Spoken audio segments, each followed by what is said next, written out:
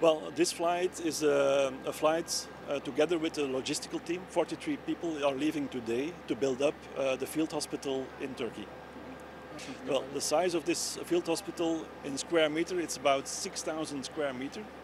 And the field hospital will consist of an outpatient department, emergency department, there will be radiology, there will be an operating theater, and there will be a ward for patients that they can stay over during nights.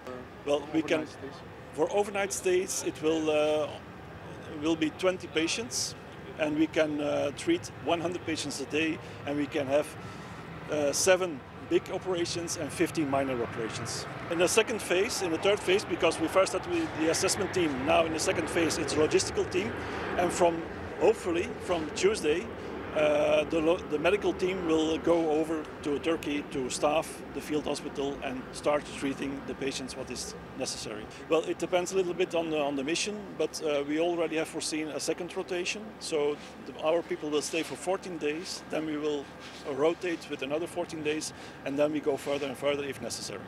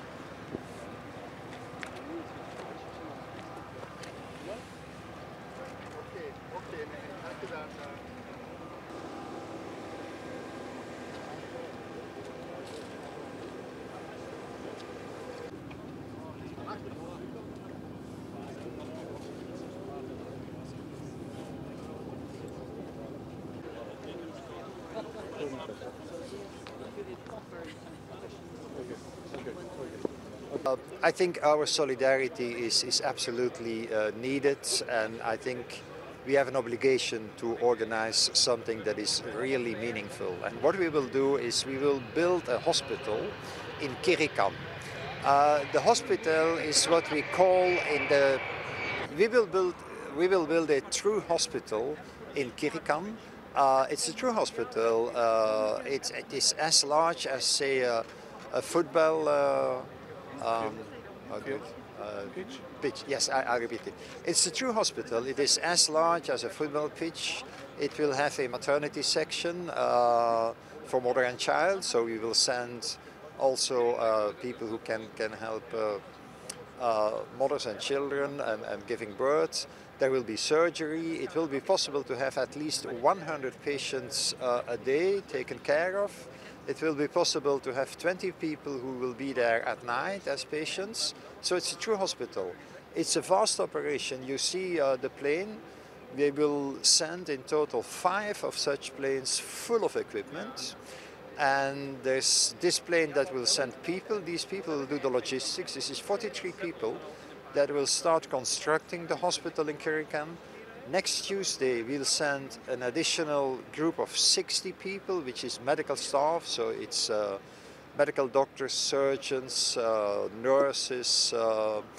And so in total, normally, if the planning goes as foreseen, by Thursday, there will be this hospital with a medical and paramedical staff of 80. And I think it's absolutely necessary. What we read in the press and what we hear from people on the ground there is terrible in terms of what is happening to hospitals. It is absolutely terrible, and my heart is with all the people in Turkey and also all the Turkish people we have in Belgium. Our Belgian Turkish friends, they have family there, they know people there. The anxiety, the distress, it's terrible.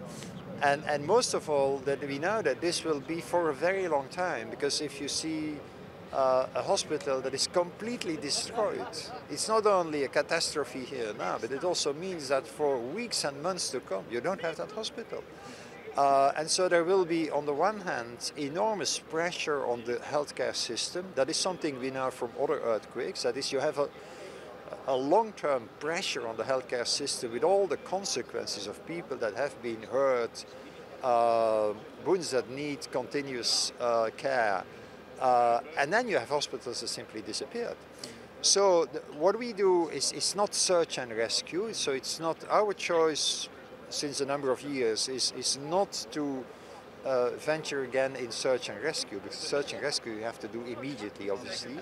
Our choice has been to build what the WHO, the World Health Organization, calls emergency medical teams number 2. So that's kind of a middle class international emergency medical team, and it's a true hospital. That's the choice we made.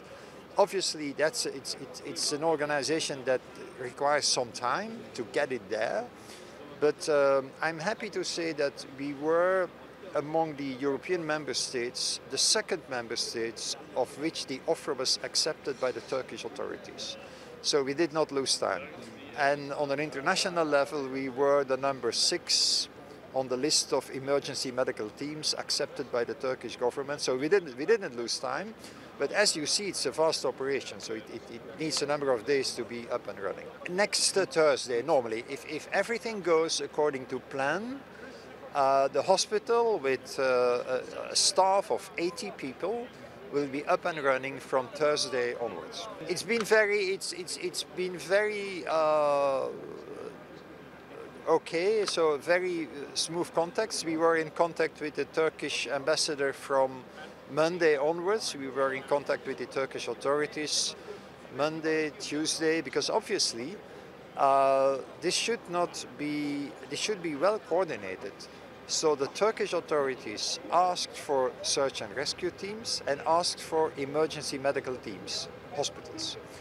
We said immediately, okay, we will go for your question about hospitals. We will not send search and rescue, we will send a hospital. But then they obviously had to see what we were doing, and we had also discussed the region. But then we had good discussions with our Turkish counterparts, and we are happy that they quite rapidly said, okay, you are up to standards, it's fine, you can come, and we have a place where we can go.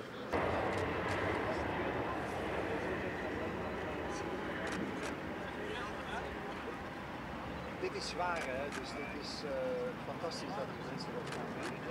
Maar je mag dat niet onderschatten om te beginnen. En je moet daar, zoals dat zware bedrijf dat ook wel voorzien, dat het met een grote groep mensen, waarbij er een beurtje is, waarbij mensen ook kijken,